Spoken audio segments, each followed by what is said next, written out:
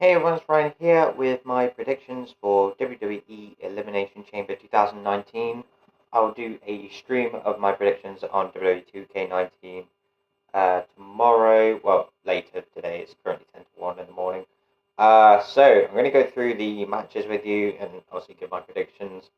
I'm half excited for this pay-per-view. The main interest for me is the Women's Tag Team Elimination Chamber match. Other than that, some of the matches are just there to be there, I guess. So we have the Women's Tag Team Championship match, Elimination Chamber, to crown the first ever Women's Tag Team Champions.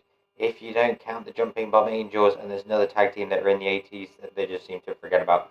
Anyway, so you have Nia Jax and Tamina, Liv Morgan and Sarah Logan, Mandy Rose and Sonya Deville, Billie Kay and Peyton Royce, Bayley and Sasha Banks, Naomi and Carmella. I'm going to go with Nia Jax and Tamina because Bayley and Sasha and Mandy Rose and Sonya Deville are first. I have a feeling Bayley and Sasha are going to make it all the way, but Nia Jax and Tamina will be the last ones and just completely clean house and basically win at the end. It would give Sasha and Bayley a reason to chase them at WrestleMania. I don't see them winning it here. I as well don't think there's going to be Sasha's going to turn on Bayley because the amount of times people keep doing that, it just doesn't happen. Where they're like, oh, Sasha can turn on Bayley, or Bayley can turn on Sasha, or maybe Charlotte should turn on Becky, or maybe Becky should do this. Like the amount of times people guess that something's going to happen and it actually never does. So I'm just not going to go with it. So like I said, Bayley and Sasha are just going to be the last ones to be eliminated by Nia Jax and Tamina. So I've gone for them to win. Which will basically make it the ultra feel-good moment when Bayley and Sasha do beat them at WrestleMania. The Miz and Shane McMahon defend their SmackDown Tag Team Championships against the Usos. I was going to go with Miz and Shane before. I definitely am now, after Jim Uso got arrested. I thought he got arrested a couple of years ago, but I think it was Jey Uso that got arrested for a DUI a couple of years ago. Whether they get punished for it or not, I'm not sure. They didn't seem to last time.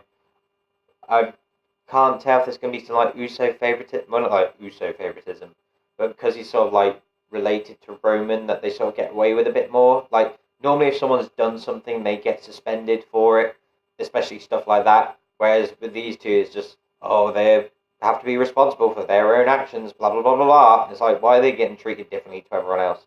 And like Naomi was part of it as well, so maybe Naomi will get punished for it. But I'm going to go for Miz and Shane to retain.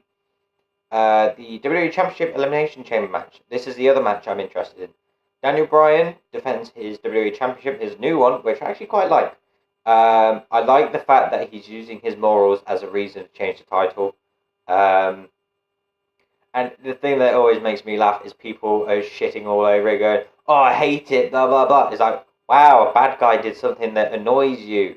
Like, that's why I hate the internet wrestling community nowadays, is they get offended because a bad guy did something they don't like. That's their fucking job. Anyway, before I keep rambling on about that. So Daniel Bryan defends his title against AJ Styles, Jeff Hardy, Randy Orton, Samoa Joe, and the newly added Kofi Kingston as of SmackDown last Tuesday. Mustafa Ali was meant to be in it. He picked up an injury during his match with Randy Orton. Then he suffered a concussion on the weekend, so he's been replaced. Kofi in the Gauntlet match eliminated 3 people, including the WWE Champion. So he's pulled off quite an amazing show. This sort of reminds me of 2012 when Santino Marella won he won a Battle Royal to replace Randy Orton in it.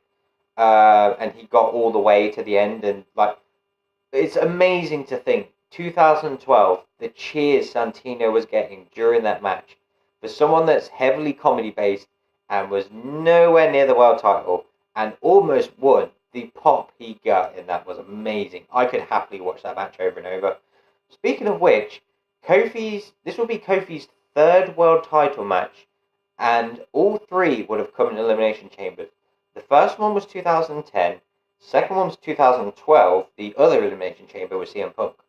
And now this one, he's never had a one-on-one WWE title match, which seems a bit odd considering he's been there for 11 years. As much as I would love Kofi to win the title, even if it's for a small amount, I'm going to go with Daniel Bryan to retain. Because it just keeps him on top as this ultra heel champion. Maybe, I don't know who will face him at WrestleMania. I don't think they'll go like AJ Styles again. It seems a bit, like we've already had that twice. Don't think they want to do it a third time. I wouldn't say no to Mustafa Ali going against him. Or, have a triple threat, AJ and Samoa Joe versus Daniel Bryan or something. Maybe AJ and Kofi. But I'm going to go Daniel Bryan to retain. Kofi will be second. Randy Orton won the right to enter last through the gauntlet match. So I think he's going to come back third. Jeff's going to be eliminated first, then Samoa Joe. This isn't my prediction for the order, but I'm going to guess. Jeff Hardy gets eliminated first, then Samoa Joe, then Randy Orton, then AJ Styles, then Kofi. I'm going to go with Daniel Bryan to win and Kofi being the last one to survive. On the pre-show, again, it kind of sucks that they're always here. I would much prefer them on the main show. Buddy Murphy defends the Cruiserweight Championship against Akira Tozawa. He had a funny point on 205 Live. It's like, I just beat you in a fatal 4-way. What makes you think you're going to beat me one-on-one? And Akira Tozawa literally went, well, the King of the Cruiserweights thought he would beat me easily, and I beat him. But I'm going to go Buddy Murphy to retain. Buddy Murphy is literally... Well, I'm not saying he's Neville 2.0, but it's literally the same effect. Ever since he's come to 205 Live, it's just gotten better and better. His matches are amazing. Like, even though he's meant to be a bad guy, he's, like, great in the match and people cheer him just because his moveset is great. So, like I said, Buddy Murphy's going to retain. Ronda Rousey versus Ruby Riott for the WWE Raw Women's Championship. I feel sorry for Ruby Riott. There's not been much story to this, and the fact I've watched plenty of people talking about this. They've never pointed out the fact they did this last year with her. When Asuka won the Royal Rumble and she was going to go face Charlotte, well, actually, she sort of announced it afterwards. Literally, Ruby Riott was literally thrown in there for the sake of, the women's champion needs to defend her title before WrestleMania. And literally, Ruby Riott just seems to be the guinea pig. So Ronda Rousey's clearly retaining. Charlotte said she's going to be on the front row, but I'm going to predict that Becky Lynch gets involved too. Hopefully make it a triple threat. Despite the fact she was suspended just on Monday. I wouldn't mind if they waited until Fastlane. But it would be pretty cool if she just came out and wreaked havoc. Bobby Lashley defends his Intercontinental Championship against Finn Balor in a handicap match. Bobby Lashley has Leo Rush by his side, and Finn Balor's basis 2-on-1. I think it's the first time there's been a handicap title match where the champion has two people. Because I know they've done Sami Zayn and Kevin Owens going against AJ Styles for the WWE title in 2017, I think it was. Or 2018. No, 2018 Rumble was that. But I'm going to go Bobby Lashley retains. Finn maybe hits Leo with a coup de grace or something. Or like as he goes to pin him, Bobby Lashley cheats to win. Maybe Leo Rush gets the pin. The only thing that I'm going to question is, if Leo Rush pins Finn Balor, does that technically make him an Intercontinental Champion? Who knows? Anyway, final match, the one I am least looking forward to because we've already had this. Braun Strowman versus Baron Corbin, a no disqualification match. This is literally what they did at TLC, mainly because they couldn't have him go against... I think he was meant to go against Brock Lesnar, but he wasn't fit for it. So then they changed it to Baron Corbin. And then... Oh no, he was meant to face him at the Rumble. Oh, it was supposed to be, if Braun won the match, he got to face Brock Lesnar at the Rumble. But if Baron won the match, then he would permanently keep his job as general manager. Basically, it got changed to a no disqualification match. Then literally everyone came out to help Braun Strowman decimate Baron Corbin. The only reason I'm gonna go with Braun Strowman. I think Baron might win, but I'm going to go with Braun because it seemed a bit weird if Baron beats Braun Strowman. The only thing that would do that is because it's no disqualification, I have a feeling that Drew McIntyre will get involved, but this whole build-up has been Drew McIntyre and Baron Corbin against Braun Strowman, but Kurt Angle's always been there. So my guess is Kurt Angle will maybe even the odds. I'm going to go with Braun Strowman.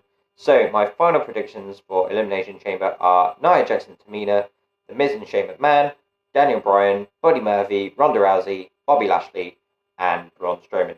Let me know what your predictions for Elimination Chamber are. I hope it should be an alright show.